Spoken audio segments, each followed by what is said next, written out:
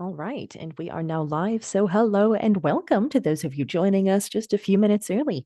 My name is Charlotte. I'll be your money show host for this session. I have Louis here with me in the Zoom room, ready to begin on time at 3:20 p.m. That's Eastern Time. Once again, in just a few short minutes. Thank you all so much for your patience, and I hope you've enjoyed the show so far.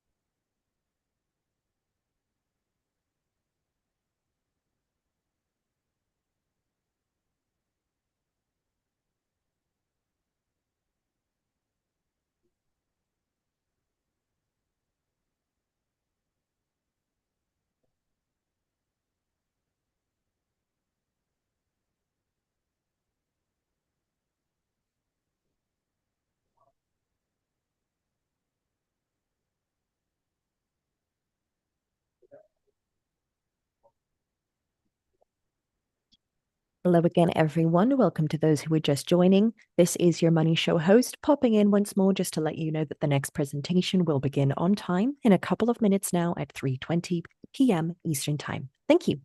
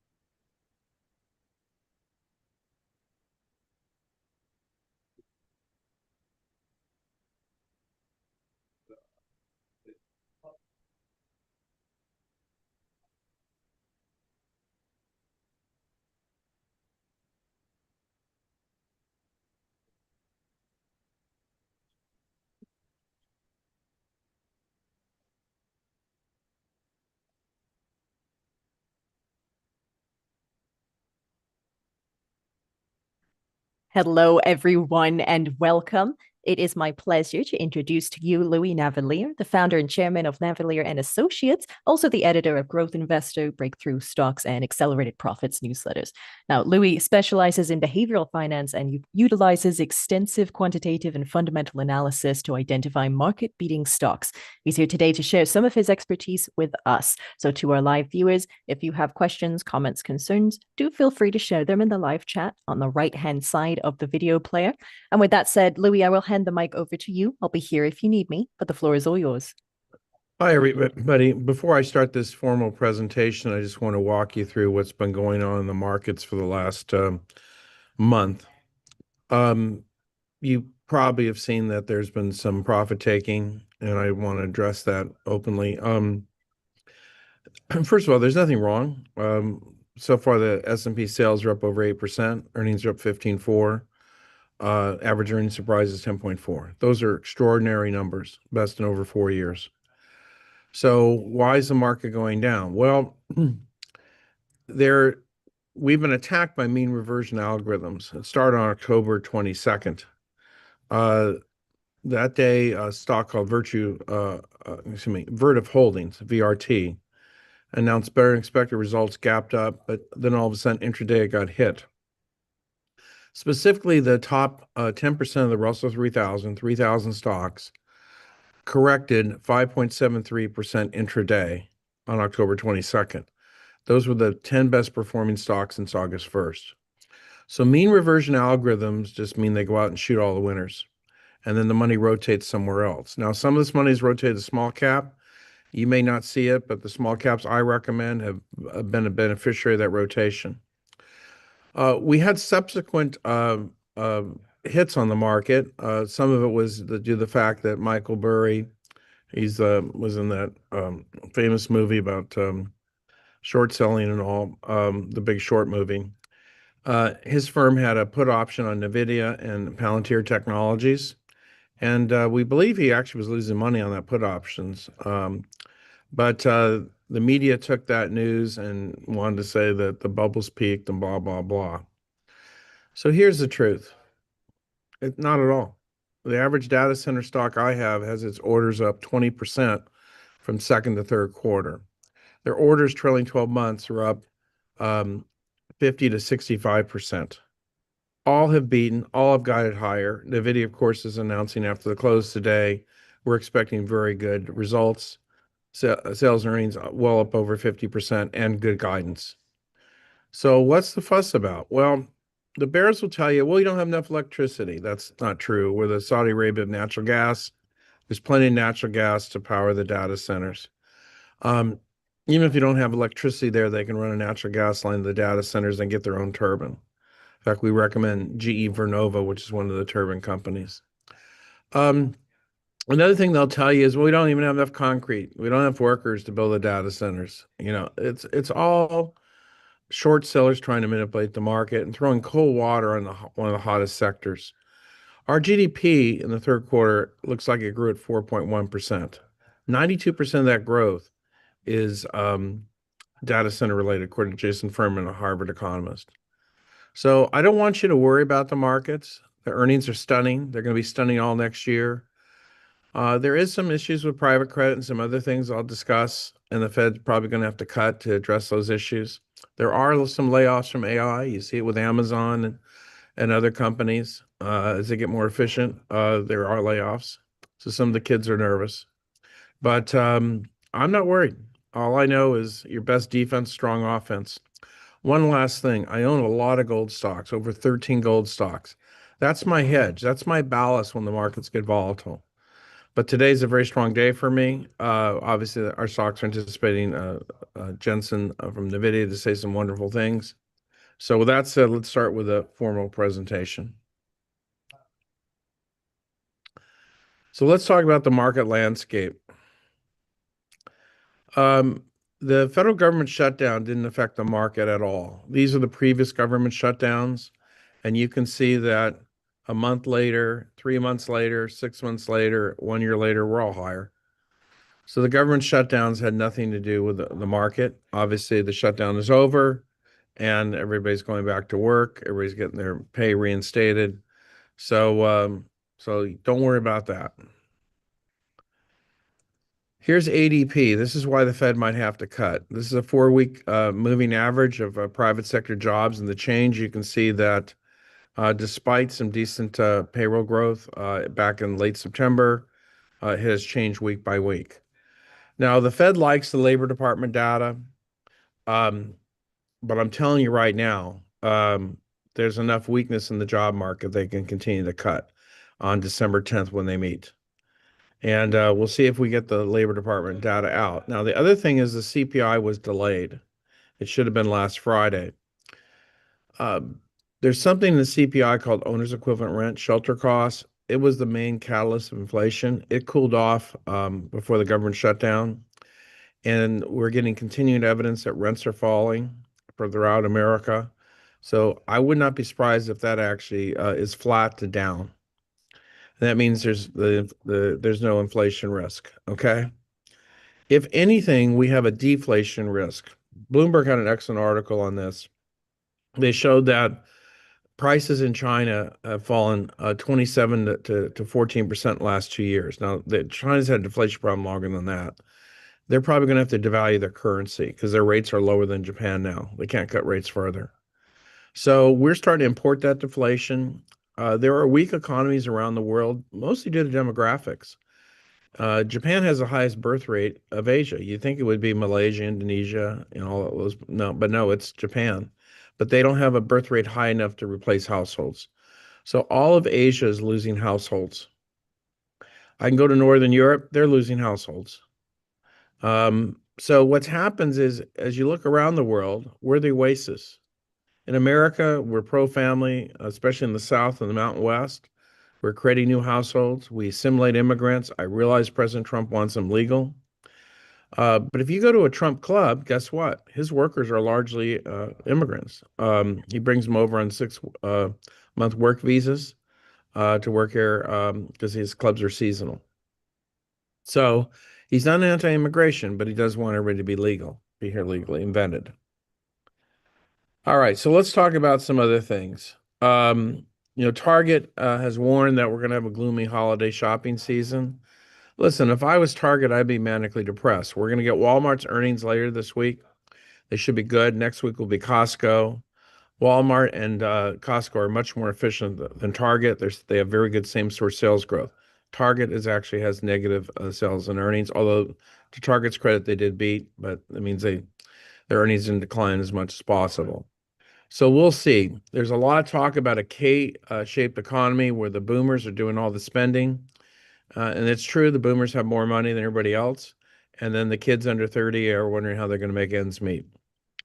Now, we also have an article here showing you that this Harvard economist, Jason Furman, does think 92% of our growth is data center related. But I don't care. That's half my portfolios. So that's good for me, okay? The other thing that's good is the order backlog just got bigger.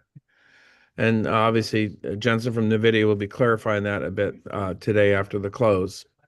The other comment I have is that the market is going to broaden out as the Fed continues to cut rates. They have to.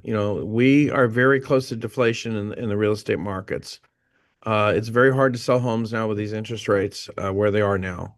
So there's multiple reasons the Fed has to cut, stimulate housing, stimulate any interest rate sensitive sector of the economy like autos. And so those Fed cuts are going to act as a turbo boost. And again, we are going to hit 5% GDP growth next year, and that will not be inflationary. We're importing deflation from other countries right now. Okay, so GDP, when we did this estimate, was at 4%. Now it's at 4.1. So it's gone up a little bit. This is Atlanta Feds, and we will be hitting 5% GDP growth next year. Stunning, stunning results. Okay, when we look at microcap stocks, they have done amazingly well here, folks. Okay, now this chart was before the recent turndown the last couple of weeks. The Russell 2000 was lagging, but the microcaps are doing very, very well. And so that's where we have had an early January effect, and we're continuing to have it. My stocks that have released good earnings that are small cap and micro cap have done amazingly well. So earnings are still working, okay?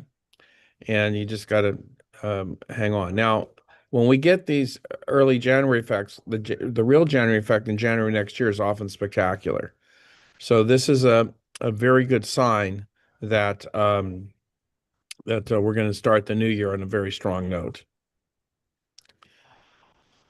Here's evidence of what's going on with data centers. The growth is unbelievable. It's most of it's in America. It goes where there's cheap electricity, fast internet. They do like deserts where it gets cold at night. I'm in Baltimore right now where my publisher is, but I have a home out in Reno, Nevada, and they've put in 13 new data centers out there. Apple and Google are very big out there. The reason they like Reno, other than we have a lot of geothermal energy, which they like because they like to be green as possible, is we have very cold nights, okay? And so they can vent the data centers at night and save some energy. If they didn't get enough geothermal, they're running on natural gas. But the U.S. is a Saudi Arabia of natural gas. We have plenty of natural gas. There's data centers going into Boise, Idaho. That's hydroelectric. Again, cold nights. Similar weather to Reno, high desert. Although technically Boise is a couple thousand feet lower than Reno, but still it's elevated. Columbia River Gorge is another place.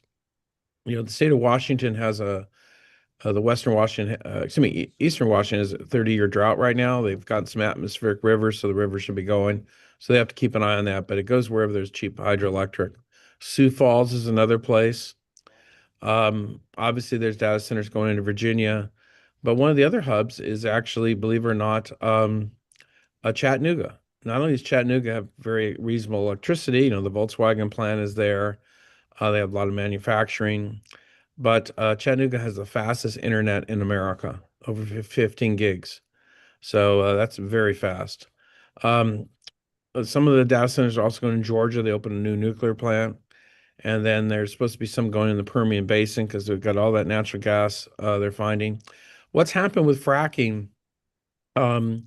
They found new things to inject in the wells in addition to sand, actually a petroleum byproduct that keeps the cracks open longer so they can extract more. So we are extracting more natural gas and oil from fracking improvements. Again, they used to inject sand to keep the cracks open. They inject it with sand and water, but they have a petroleum byproduct they're injecting back in that's keeping the cracks open longer and bigger. So that means higher production. Okay, so we were grossly overbought at the end of October. We are now oversold. I apologize, that chart's not updated.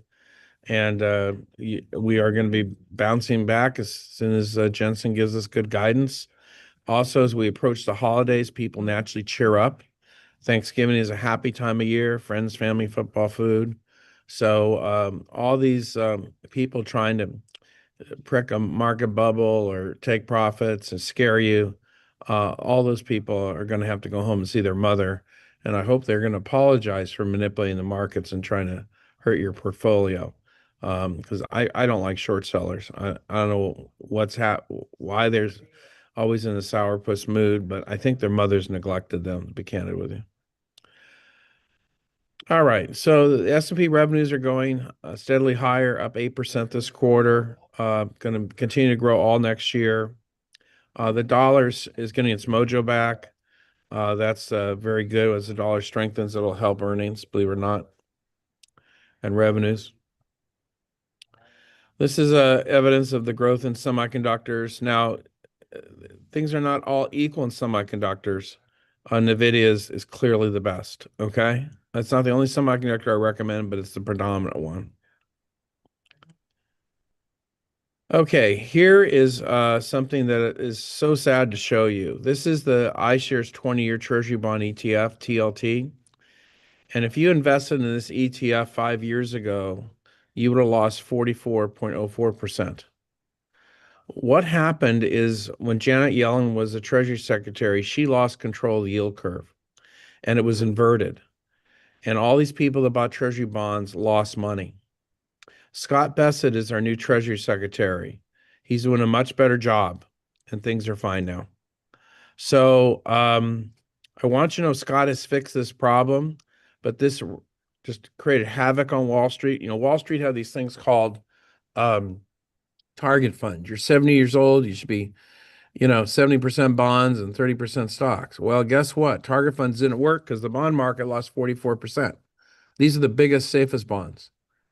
So they all went into alternative investments like private credit. That's now a $3 trillion a year industry. Just so you know, private credit pays 11%.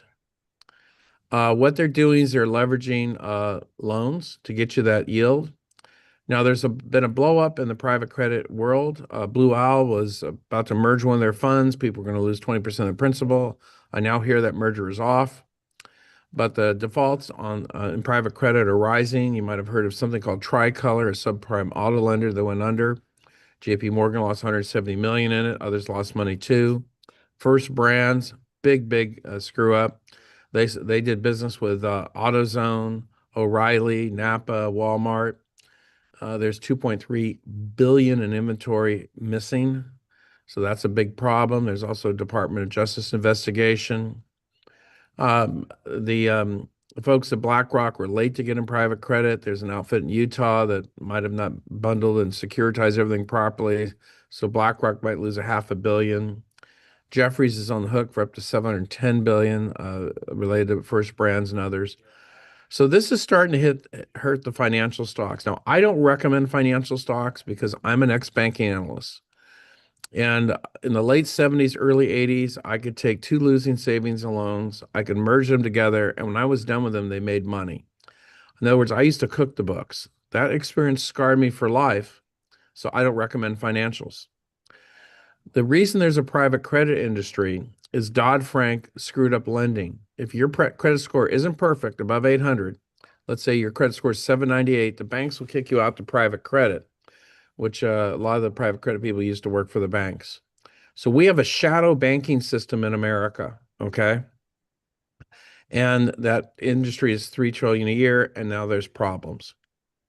You may know the Blackstone's in the business. There's other companies in the business, but this is starting to freeze up. This is going to cause the Fed to cut, okay? Because in the end, the Fed is responsible for all this, okay? Even though they're not FDIC insured banks.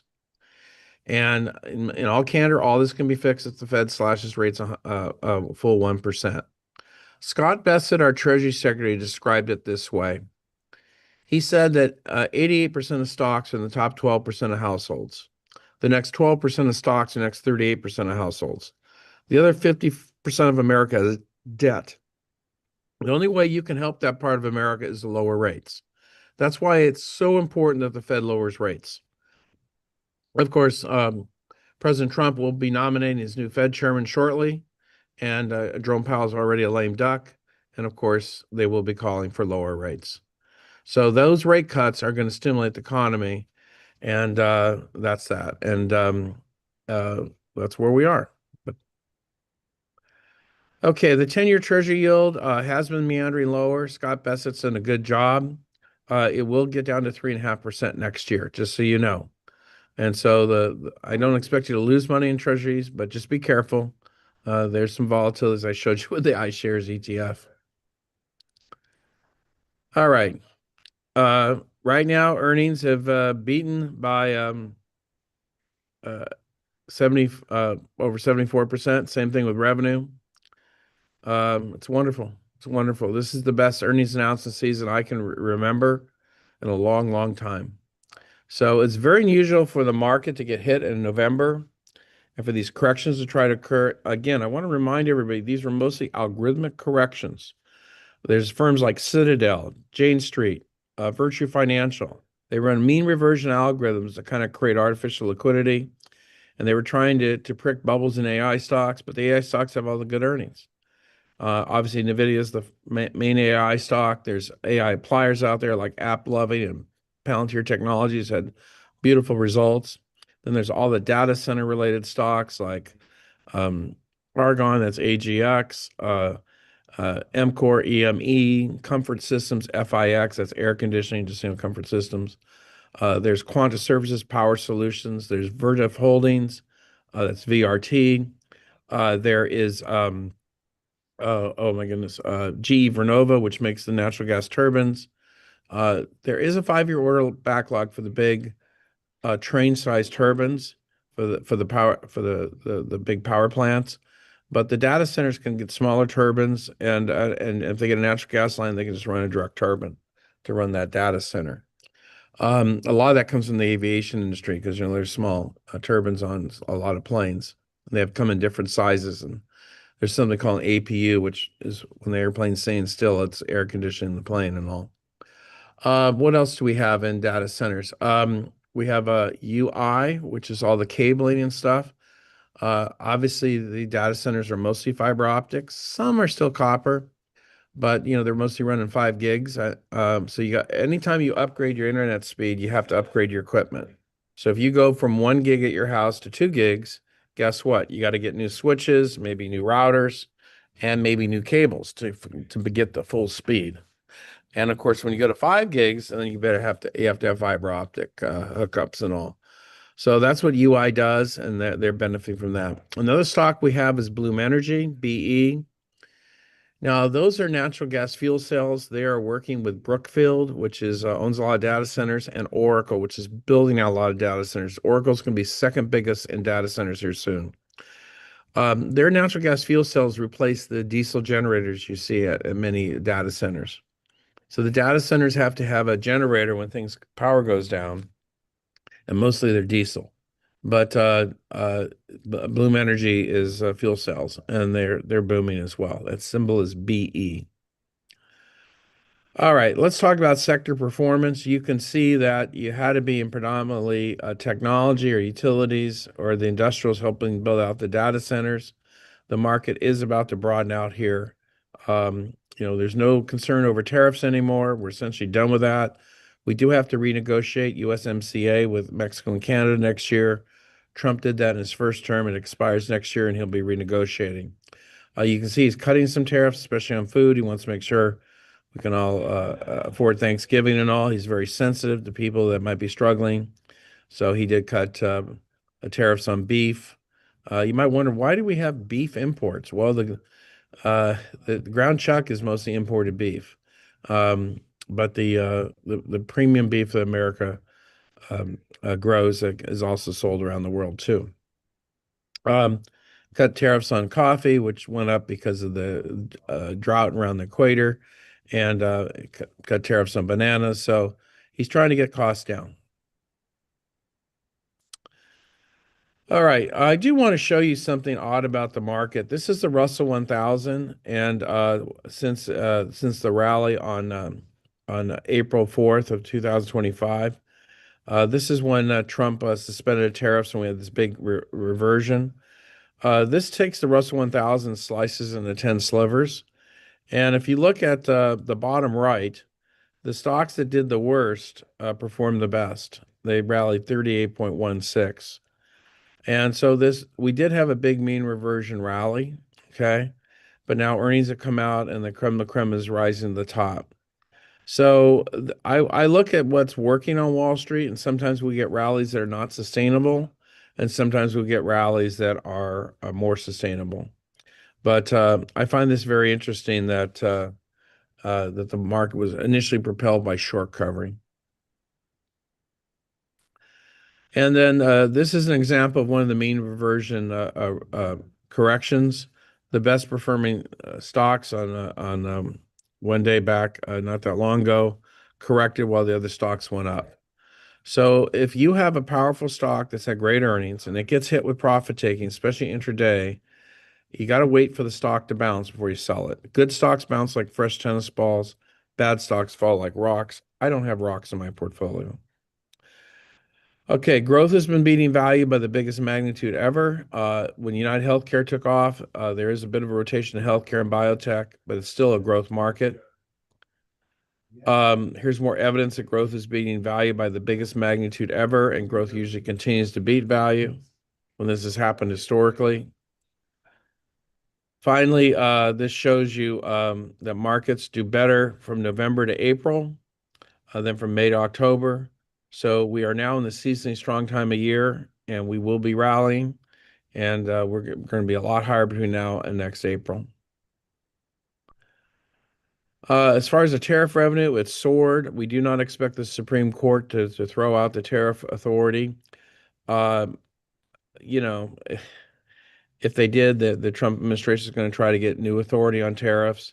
Trump is trying to give $2,000 checks to people from the tariff revenue. So these are low, medium income people. So, but this is, to be honest with you, it's helping pay down our deficit at this moment. Okay, this is the private credit risk. The default risk used to be a 7%. Now it's 9.2 and rising. And so if anything does derail the market, would be this, but I own no financials with no exposure to this.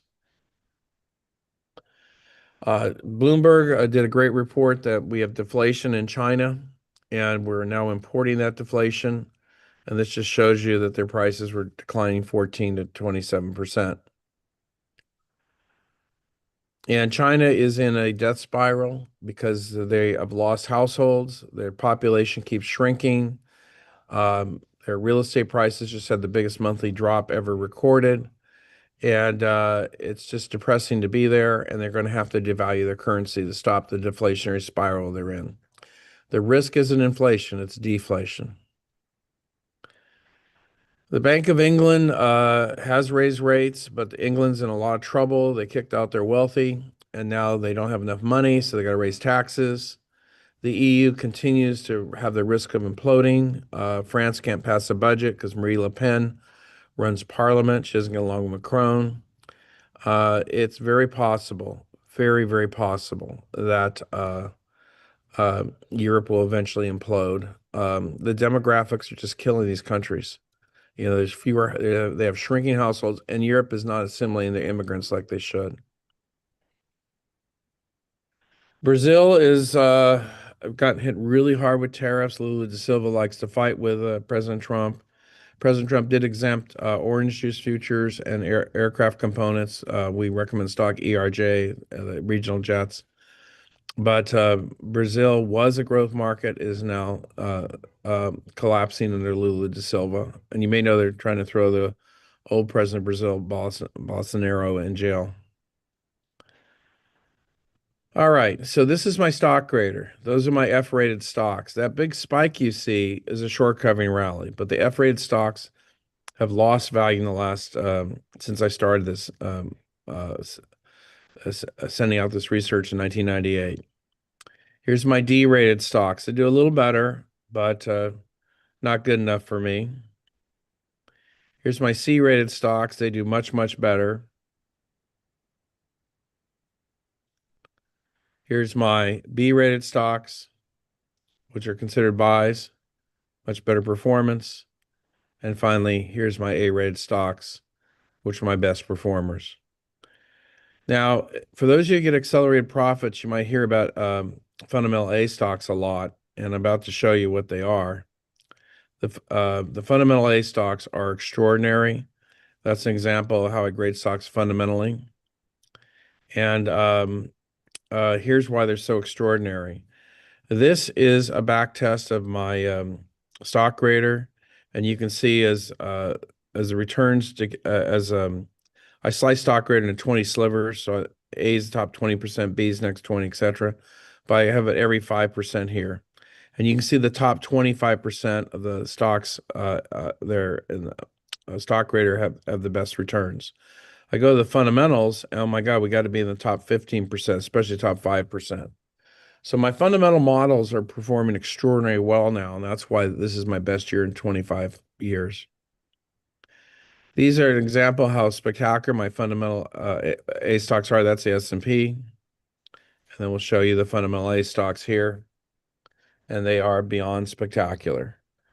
So these are featured in my accelerated profits. Now I'm running out of a little time here, so I want to just jump ahead and get you